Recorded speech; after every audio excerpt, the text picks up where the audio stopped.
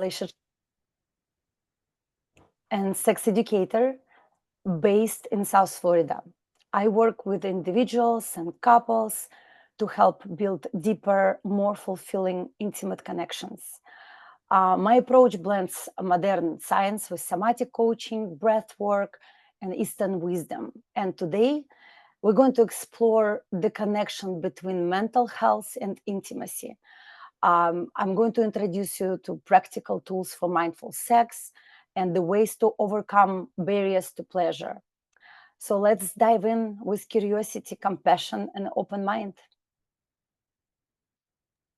Thank you so much, Oksana. I think this is something much needed, as we go through mental health concerns and other relationship concerns within couples, within families. Mental health is a big part of, trying to build one, to sustain one. And so we do understand it is a very sensitive topic. We just want to also give a disclaimer that this session is not meant to hurt the feelings of anyone. It's more of a session to get information and introduction. So it's all yours. Yes, and this is correct, Pramila. The session is strictly for education, for sex education. And of course, we're going to have some questions in the end of the session, and I will answer this question as a sex educator. So let's begin. There is a growing body of research showing a strong connection between mental health and sexual satisfaction. And our emotional and physiological states directly impact how we experience intimacy, connection with a partner, even the connection with ourselves. When we are overwhelmed, anxious, disconnected from our bodies, we're carrying shame, and it becomes incredible difficult to truly enjoy or even access our own selves. And of course, like I said, stress, anxiety, shame, they're the biggest intimacy blockers. They activate the body's stress response. The cortisol levels are high, the sleepless nights, the communication missing between the partnership in partnership. And it's not about just relaxing, it's about creating safety in the body and the mindfulness, the powerful way to do that. So let's talk a little bit about mindfulness and sexuality. Mindfulness sex is not just a technique, it's a shift in mindset. It's practical. You slowing down with your emotions, with your body. You listen to your body. You listen what's going inside you. Uh, it's pretty much that you're listening inwardly, noticing that feels good, and you don't have judgment. So much of how we taught to approach sex is a goal oriented, focused on performance, on doing it right. But we're stuck in that mindset and we stop thinking about to be mindful. We can miss actually the experience of connection, touch, sensation.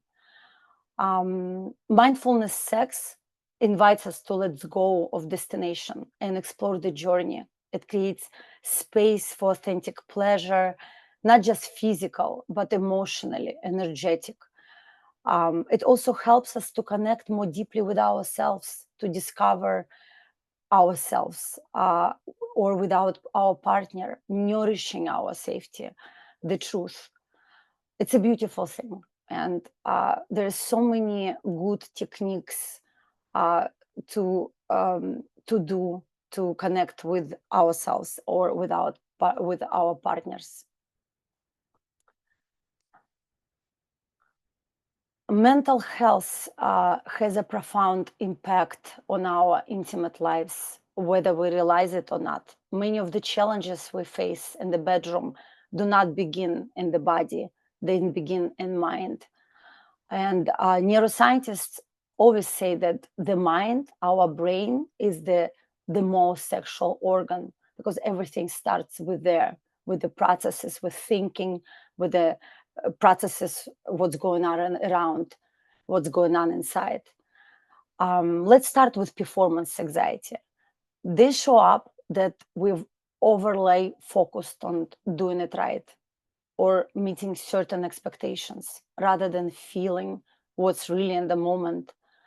And it can make us disconnected from our pleasure or our partner.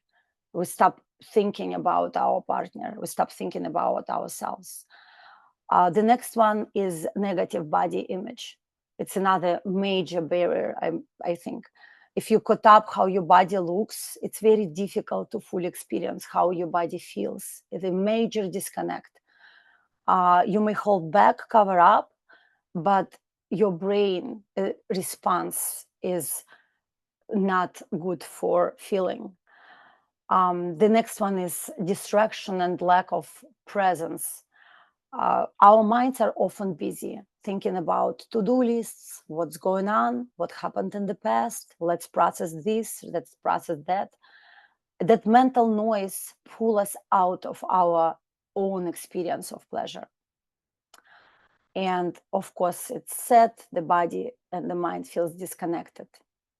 There is always sexual shame or religious or cultural guilt, messages that many of us absorbed grown up, that taught us that sex is dirty, wrong, and something that we have to feel guilty. And all these messages can stay lodged in our nervous system long after we consciously reject them. And here's again the big disconnect between mind and body and the feelings. And the last, but also major important, is mismatched desire in relationship. It is a reality. It can create frustration, distance, feelings of rejections. Without emotional safety and open communication, desire can get stuck and shut down entirely. And I can see even with my clients that this is the major issue when they come to my coaching sessions, the mismatched desire. How can I help them? So it's big. The next one I would love to talk is emotional intimacy. Is one of the most overlooked keys for fulfilling relationship. It's not just about what's happening physically. It's about how safe we are, how seen we are, and accepted we feel at the moment. When we feel safe, our nervous system relaxes and we let our guard down, our full body arousal that includes our heart, mind, body, and immediately we feel connected inward. Trust and vulnerability is also essential. It's also part of this safe environment. They allow us to show up as we are without masks, without performing. Mindfulness supports this, and because it teaches us to be present with our own emotions and with our partners, it creates space of emotional attunement where we feel deeply connected to ourselves and to our partner. And all of this directly ties into body image and self compassion. In our world, so many people carry the belief that they have to fix their bodies before they can be sexual or worse of pleasure. But this is simply not true. Our bodies, the way we are born, we are beautiful and we are so unique. And all of this, like sensuality, thrives when we practice self-acceptance, when we see our bodies not as projects to get perfection or to work on something, on this task to make the body more beautiful. It's the instrument of wisdom, of expression and pleasure.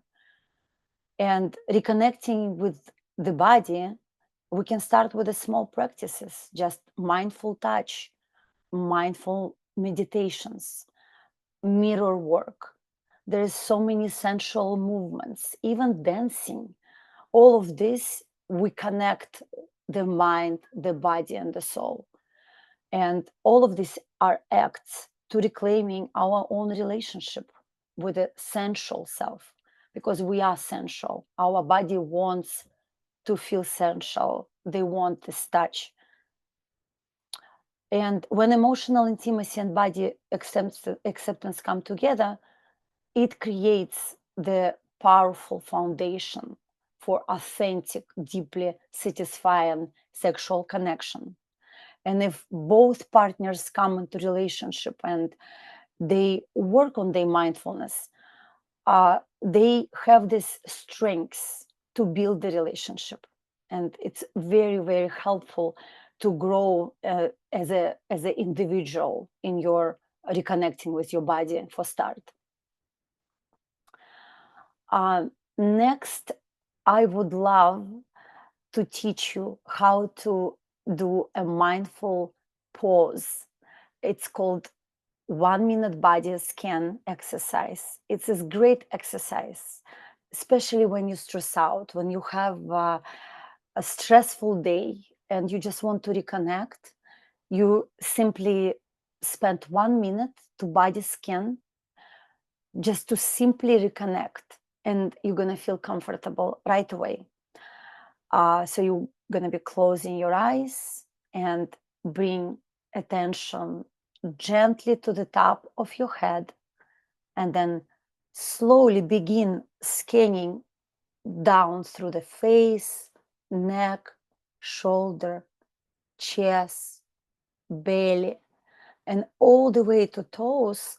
And you slow breathe, and you pretty much breathe in every single part of the body.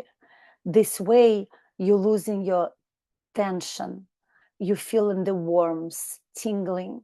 So you feel reconnection with your body because of the stress outside, the busy world outside. We simply get disconnect every single day, each of us. And when you're ready to do this reconnection, just spend 1 minute a body scan a day. I highly recommend. It's beautiful exercise to reconnect. And from this body scan exercise, I would like us to jump to solo practices. These are beautiful, beautiful practices. I would say even the rituals, even to deepen your relationship with your own body. They give you space to explore pleasure, boundaries, emotional responses without the pressure of performing for anyone else. And it's going to help in your daily activities, not only in a connection with a partner. It's just for you to get the strengths just to process and manage the world around you. This is about creating intentional time to be with yourself in a mindful way, and very easy just to make a ritual. I highly recommend start with the lights, because candle, we will know that candle can calm us down. Any scent, beautiful scent, any beautiful music that you love, soft fabrics, and just create this sacred time. No rush, just you and this ritual. And rather than going straight to stimulation or orgasm, try to explore sensation. The sensation awake our connection with our own bodies. And what happens when you breathe into a certain part of your body, like I showed you in the last slide for the body scan exercise, this is what moves slowly with an intention. And there is no goal. There is no goal here. There's just practice is the experience and the building trust and your own language. So this solo practices is very good, very beautiful to start the foundation for partnered intimacy. And of course, smoothly we're going to the next, and we're going to talk about practices to explore together with your partner. They're very powerful practices for the partners. And I teach my couples clients with these practices, and they work wonders. And you can pick one of them, or you can pick several or even all of them do it weekly, bi-weekly, but these are practices to explore with a partner to deepen both emotional and physical intimacy. And if we start with sensate focus, this is all about slowing down, intentional touch with no pressure to perform. There is no performance here. There is just enjoying sensation and curiosity. So sensate focus is a very popular exercise for emotional connection with the partner. The next one is eye gazing. Of course, when we look at our eyes of our partner, we look the soul, how they say, right? So just breathe together, really seeing each other, also deepen your emotional and physical intimacy. And when you do erratic breath work that involves deep or even audible breathing alone or together, this is all to build arousal and stay grounded in the body. Also, highly recommend to practice mindful self-touch. Explore your body with presence and curiosity. Also, not for performance, just to share presence and show vulnerability. Because deeper in vulnerability, we see this deeper connection with yourself, and here's with a partner. So the key in all of these techniques is to slow down, move at half speed, and let each moment land fully. And of course, aftercare. Aftercare ritual is a must, to cuddle, to reflect, to share, and what we're gonna do next. So all of these practices are beautiful for both partners. And of course, I'm gonna jump to nervous system. It's a biology, right? We all talk about nervous system, anatomy, biology, and how it shapes our capacity for arousal. One of the most important truths here that our body needs to feel safe. If we want to run this happy hormones cocktail, the serotonin, endorphin, dopamine, oxytocin, we need to feel safe. If we are anxious, disconnected, or we're in fight or flight mode, arousal becomes difficult. I say, as a sex therapy coach, arousal becomes impossible. The vagus nerve plays a big role here. It's a powerful communication channel between the brain, the heart, gut, and genitals. And this is, we know, that's why I wanted to cover this, because we know how the body connects to desire, to emotional connection, because all our body needs to feel safe. And then we can regulate emotions, we can regulate breath, even orgasmic responses. So before and during intimacy, nervous system regulation is the key. Then can look and slow breathing, grounding touch, eye contacts, or simply checking in with yourself or with your partner, or doing these practices that I mentioned before.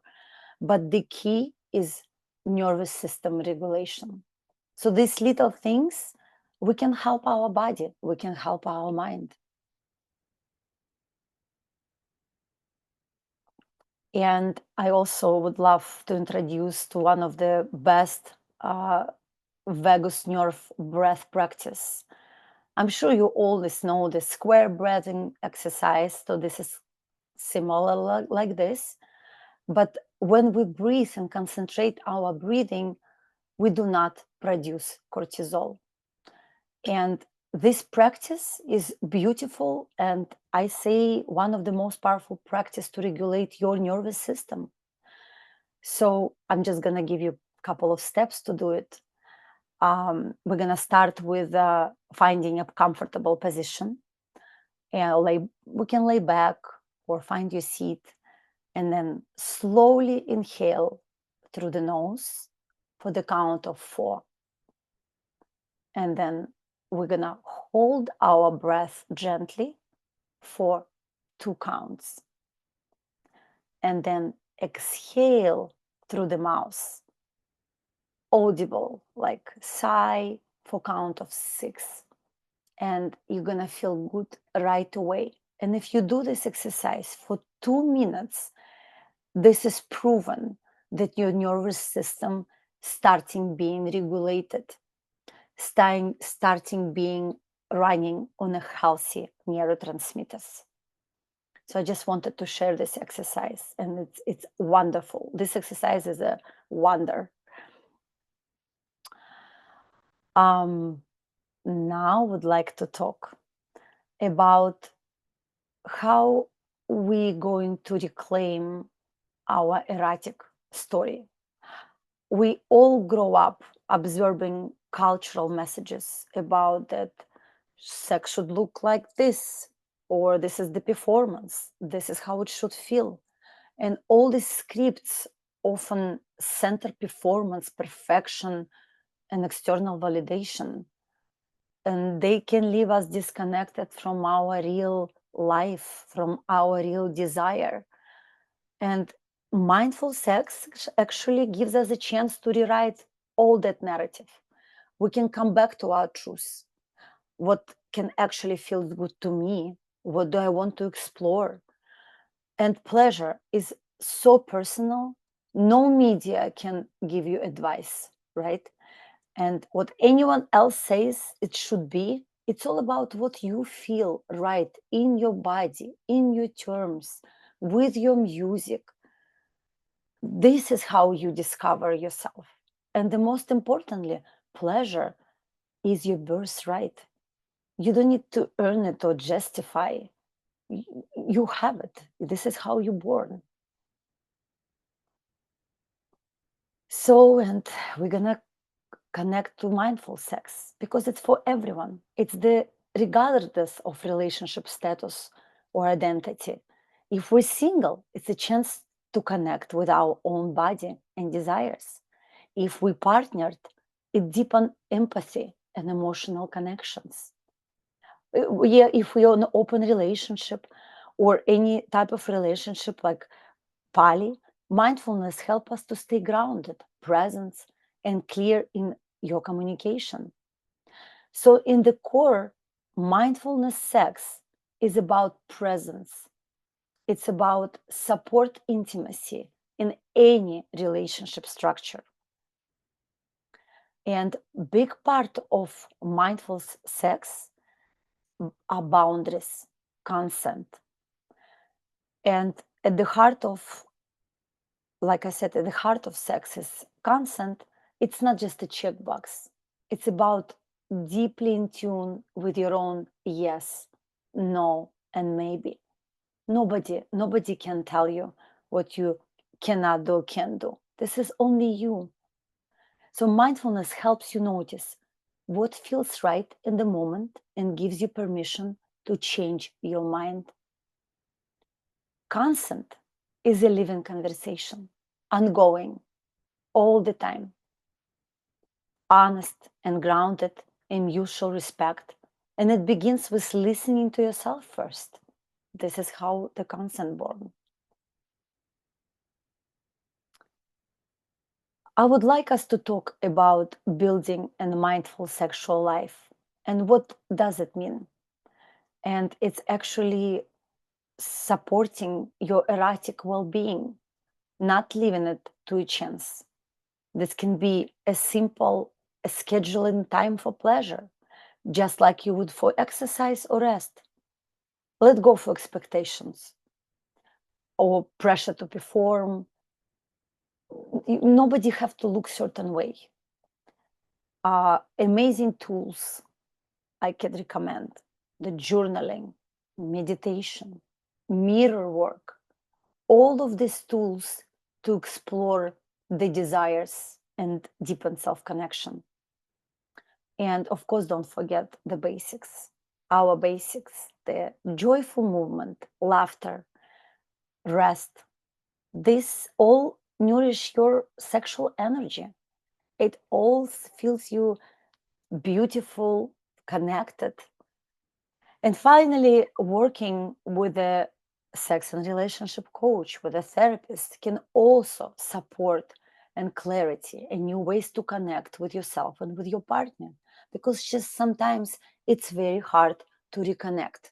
And we need the third person that we just want to discuss something very important. And the coach is just a guide. Coaches and therapists, they don't decide for you. They just ask right questions because you're the leader in your life. um, so this is the reminder that we all deserve pleasure, presence, and peace in our body, in our relationship, in our sexuality. And mindful sex is not just something to master once at all. It's a journey, it's a lifetime practice of returning to yourself for compassion, curiosity, with yourself, with your partner. And it's a beautiful journey. We grow and the practice is growing. So honor your body as it's today and respect your boundaries and come back to your breath. It's perfect because the breath, it's really big in reconnecting with ourselves. And I would share resources to support the journey for daily mindfulness, uh, breath work, for meditations. I highly recommend Insight Timer and Headspace applications. Very good teachers, very good information. There are even courses. And if you're a reader, I recommend amazing book. It's called Come As You Are by Emily Nagoski. It's a science-based book, incredibly validated in the world. It's very empowering. And what I do love, it does base on researches, on real statistics. And it's almost after you read this book, you think everything makes sense. There are also some beautiful titles like The Mindful Sex Guide that explore the connection between mindfulness and sexuality. And if you're ready to deeper work, of course, there is always coaching and therapy. And there are some Tantra workshops around the corner. I know those are very popular and also very good for connection. Just to be even around with people, feel their breath, feel their energies. It's very beautiful and healthy practices. So this is all about finding what resonates with you, building a practice that supports your pleasure and your well-being over time. And I did receive a bunch of questions, very good questions from the audience. And I would like to talk about those questions. I will try to cover them all because they all different and they all have big impact on our mental health. So I would like to cover them all, and I guess I'm just going to start with question number one. I separated them by parts, by categories, so we're going to cover them all. And if we have any questions after this, of course, I will respond. So the question number one was, how do societal expectations around intimacy impact mental health? And also, of course, I covered some of the questions in my slides, but I still want to pronounce the questions and even give even a small answer just to make sure that everything is covered. So society often promotes narrow, unrealistic scripts about sex and intimacy, like I said earlier, like idea of a good sex, spontaneous, orgasmic. These messages can create so much pressure, leading people to perform rather than feel. People forget about feeling. They only concentrating on performance. And if we add on top of this expectations, we shame, anxiety, the only thing that could help us is mindfulness. Mindfulness will help us challenge the scripts and maybe even redefine the intimacy in a way that actually nourish our mental and emotional well-being. So mindful sex, mindfulness is the key to reconnect, to get your mental health beautiful, thriving.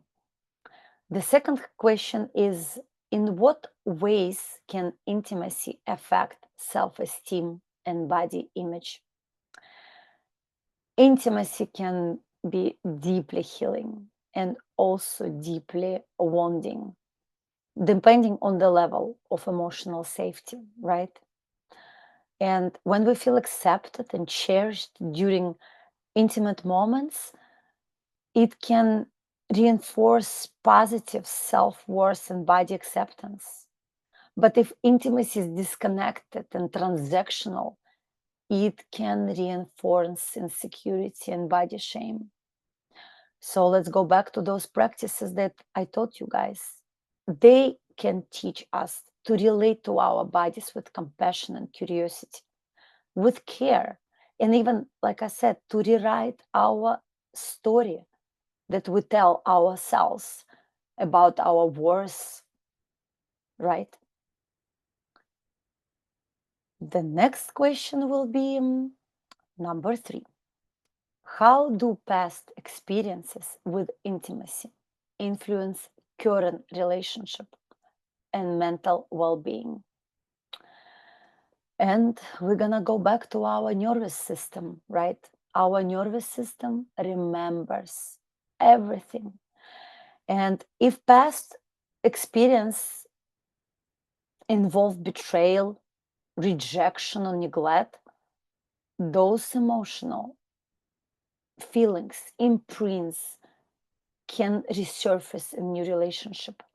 Sometimes we shut down, sometimes we accommodate, but this impacts trust and sense and safety. And unfortunately, we get disconnected, and it based on what? Based on past, because based on this pain in our body, because we had this rejection or betrayal in the past, our mental well-being suffers. So mindfulness, along with therapy and coaching, and I'm going to underline it, can help bring awareness for those patterns, create new pathways of healing, connection, and trust. The practices, the tools, when you doing mindfulness practices with a coach, it works. It just works. Yes, it's a journey. It's not going to be healed in 2-3 days. It's a lifetime journey. But then the process of life will be different.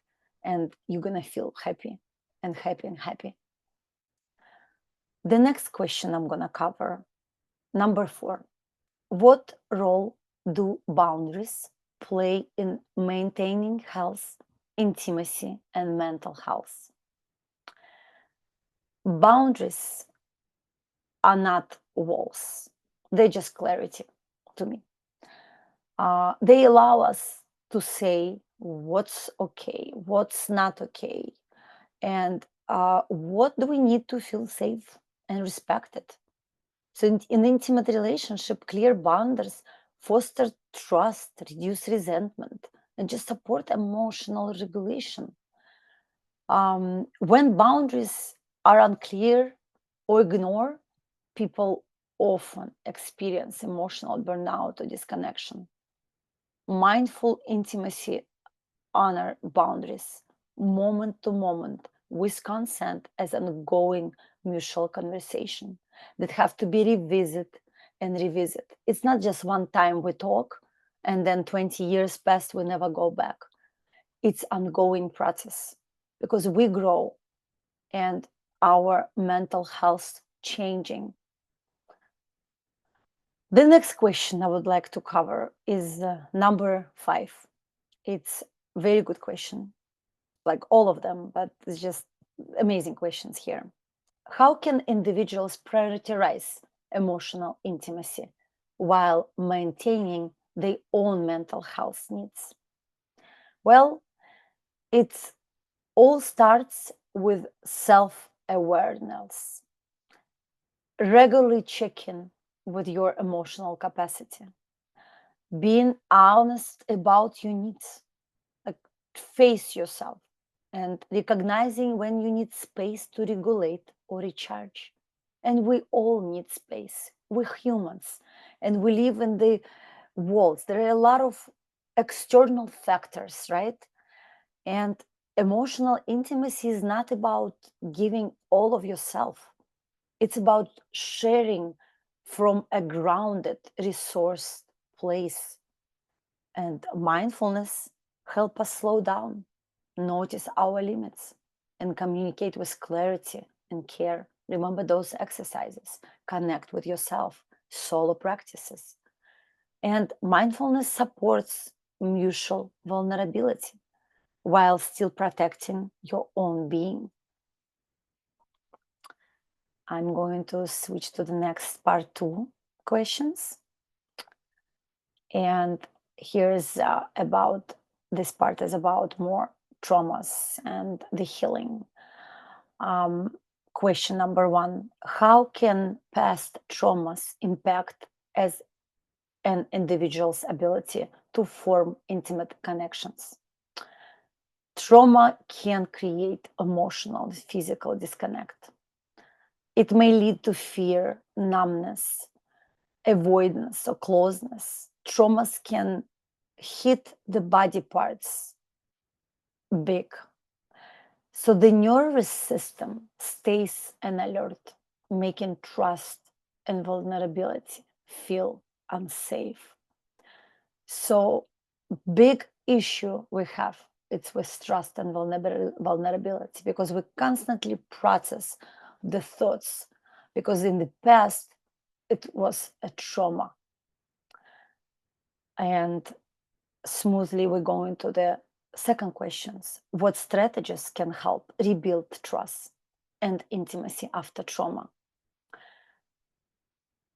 Body-based practices, gentle practices like breath work, grounding, meditations, even dancing. All this mindfulness can restore a sense of safety. And trauma-informed therapy and coaching, journaling, daily journaling, just sharing with a piece of paper, maybe two pieces of papers, just sharing. Non-sexual touch can also help reconnect with the body and rebuild trust gradually. How can partners support each other in the healing process? I say by creating a space of emotional safety. I always talk about emotional safety. I do think it's the base. And listening without judgment, being patient, asking for consent or boundaries. We talked about boundaries, not rushing intimacy, mindful communication, co regulation through breath, through touch, and just celebrating small progress. This can deep connection and just slow down. No pushing, no pressure. Because what we need to do, we have to create space for emotional safety. The next part of the questions is this one. Number one: how can mental health conditions like depression, anxiety, or PTSD impact intimacy in relationship? These conditions can affect emotional availability, communication, and libido. Depression may cause withdrawal or numbness, and anxiety can trigger overthinking and avoidance. PTSD may bring flashbacks or sense of danger during intimacy. So all of these conditions have impact, big impact in relationship. The second question, what strategies help manage mental health while maintaining intimacy? Prioritize open communication. Schedule intentional connection time. And practice mindfulness together. And of course, individuals or couple therapy, medication is needed when you go to the doctor. And stress reducing activities like breath work, grounding rituals can support both mental health and your connection.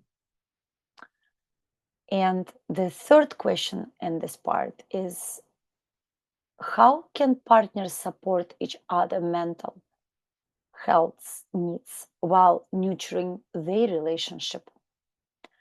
So through empathy, patience, and ongoing dialogue, the regulations, the boundaries, and the mutual support and self-care strengthen both intimacy and resilience.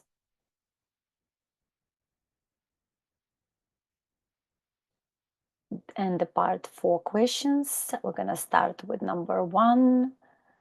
What are some effective ways to communicate intimacy, needs, and desire in relationship? I cannot stress enough the I statements. If we come to a partner and start our communication and express our needs without blame, we're going to say, for example, I feel most connected when. So we choose calm, non sexual moments to talk.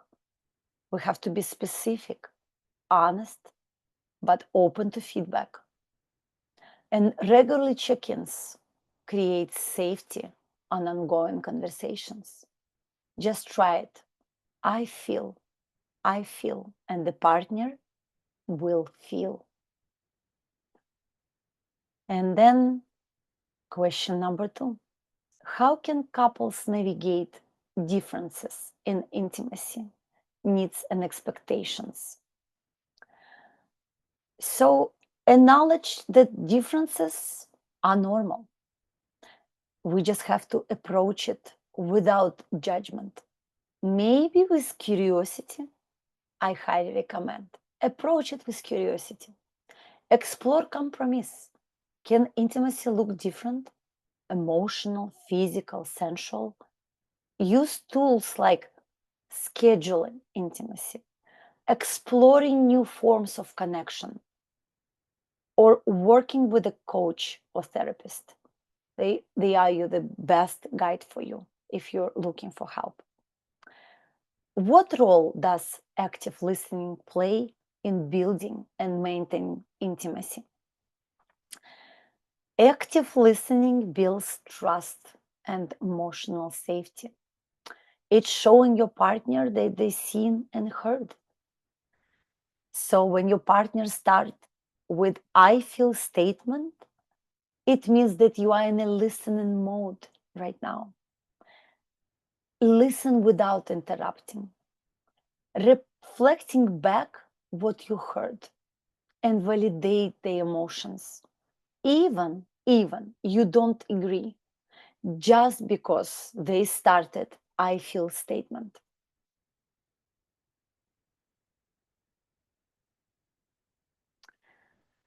I think we get to the end of the presentation, and I would love to thank you for being here with me and exploring mindful sex with me. We talked about emotional connections, mindfulness tools, and just happiness.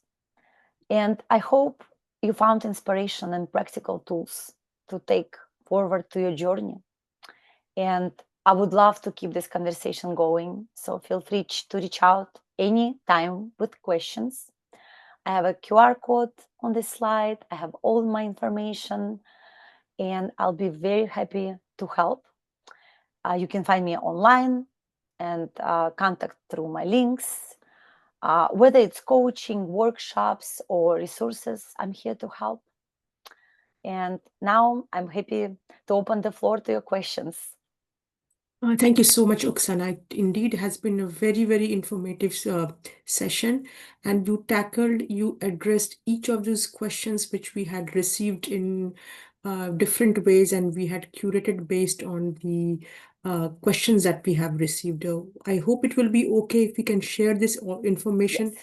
also on our website so that, anyone who has a need can always contact you. Yes, perfect. I will share this presentation with you via So, email. so one question did come up, all of it. Yes. What is like one of the key things you addressed was a lot of is also the way culture dictates each one to know what to do, how to do it, what are the outcomes, and so on and so forth. What is a way that you undo that and relive based on who you are? So the way, as I mentioned, those practices, right? The practices then when you reconnect with your body, it's starting with you. It's starting solo practices, right? I would recommend to set up a discipline for you every single day. For example, you do meditation, you do breath work, you start feeling you, and even creating these rituals, right? So all of this gonna discover maybe new you. All of this will prove that whatever the culture, religion told you, and I'm nothing against it, right? But whatever they say the rules, it's based on they they rules, right? But we are individuals, we are our own being, and we have to listen to our body, and then we have to listen to our partner. We're not rewriting the laws of culture or religion, right? But we just have to rewrite our own laws. It doesn't mean that you're going to see, oh, I'm not going to follow this rule because my culture said, but I decided I'm not going to do it. So you're the one who decides what you're going to do in your union. And it starts with solo practices. You're going to get strong and you're going to feel your body. Because who told you that, for example, the body image, right? Who said that you have to correct your some of the body parts, right? It's you who is going to build this beautiful mindset because you are beautiful. And it's the same, it depends on the culture. Culture says that you cannot do this, you cannot do that. But if it's good for you, right? It's not against the values of planet Earth, right? You just have to feel your body. This is what I think. Like it started with the solo practices and then the couple practices, and you become strong and you. It's like come back to your roots, come back to your, like I said, pleasure is your birthright. Nobody can say and judge your pleasure in life, right? Because you are you individual. Thank you so much, Oksana. I think Mhm. the person who raised the question. We sincerely hope he or she is watching the program or will watch it on YouTube and get the answers. A very sensitive and taboo topic, but you addressed it in a most aesthetic way. So appreciate your time. Thank you so much. If there are no questions, it seems from our audiences, we appreciate your time and thanks once again, Oksana. It has been a Thank you. pleasure for Sanjeevni to be connected with you. Thank you. Thank you.